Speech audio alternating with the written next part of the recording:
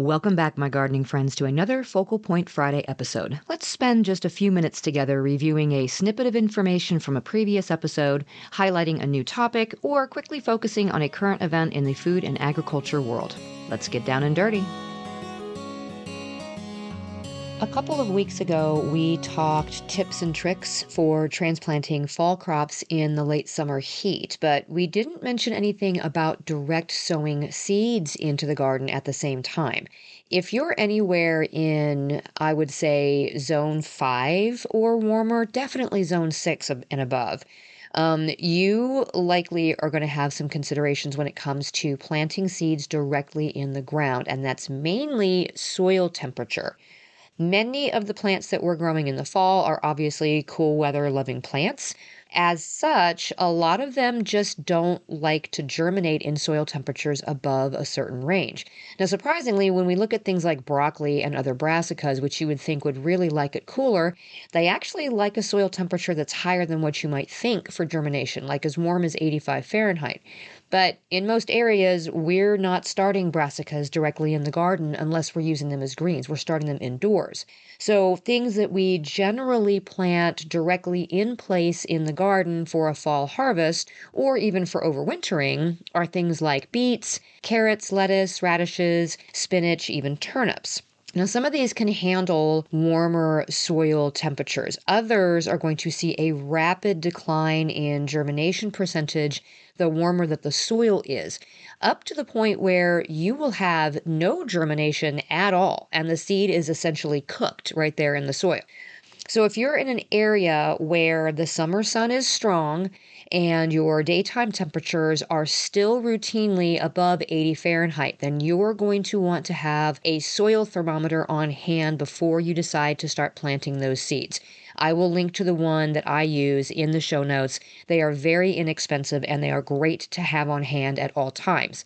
The best time to take the soil temperature is around mid-morning, and the best depth for this is at about the 2 to 4 inch mark. Soil temperatures are generally the coolest just before dawn. By about mid-morning, though, 10 or 11 a.m., the sun's come out, it's warmed up the soil just enough to be a bit more representative of what the daily average is. The warmest soil temperature during the day is around 3 in the afternoon. And in the late summer, you may want to test your soil temperature at this time too, if you can. If your temperatures are extreme for even a couple of hours in the afternoon, it can lead to seedling death if the seeds do manage to sprout in those temperatures. And if you have dry, sandy soils, your soil temperature can actually get hotter than your surrounding air temperatures. The rest of us generally have soil temperatures that are cooler than our air temps during the day, but that soil does retain that heat of the day, and so it's actually going to be warmer than the air temperatures at night. In the spring, we're usually looking for like an average soil temperature to guide us. But in the late summer, I'm a bit more concerned with the extremes. So ideally, we want soil temperatures that are not going to be above the highest level or the highest temperature for the preferred range for each of our most common fall crops. So turnips sort of tend to be the exception to this. Their preferred soil temperature range for germination is between 60 and 95 Fahrenheit or 15 to 35 Celsius. So in all but the hottest areas and those areas that have those very dry, sandy soils, most of us are going to be okay to plant turnips just about any time in the late summer. Where we start to run into a problem is with things like carrots and kale, beets, Swiss chard, and radishes. They do not do well in soil temperatures around 85 Fahrenheit or 29 Celsius. The closer you get to that mark, the lower your germination percentage is going to be. So they typically are going to do better closer they are to about 65 Fahrenheit or 18 Celsius.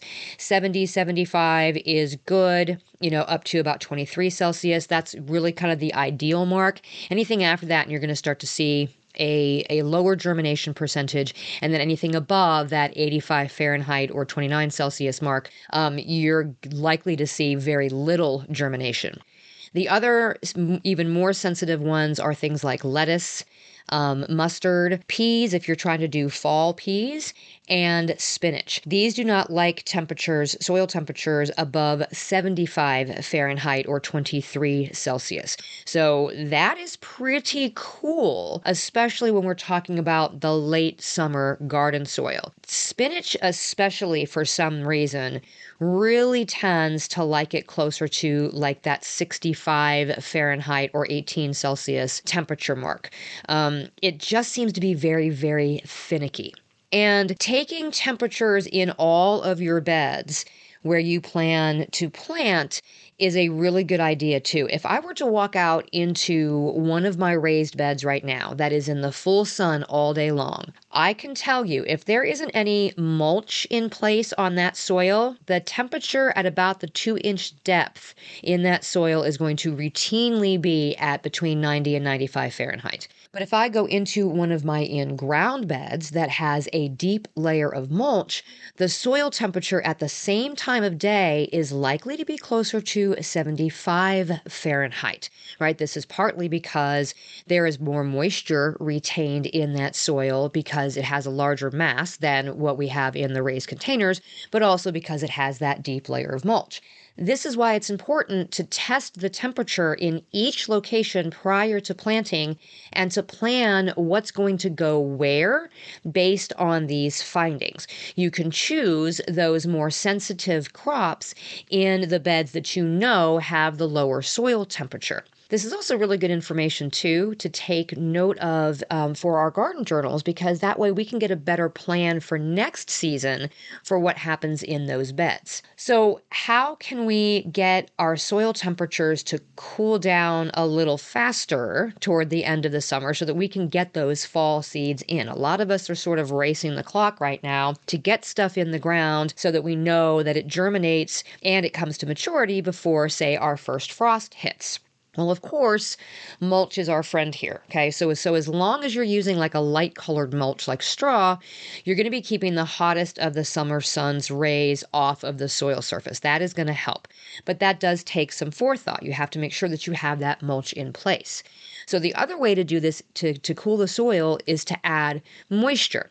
Now, we talked about making sure that you are watering your garden beds really well before you do transplants. Well, part of the heat in the spring goes towards drying out that wet soil. The same concept applies now in the late summer and the early fall. In most areas with high heat, we also have very little rainfall, and those soils have likely begun to dry out.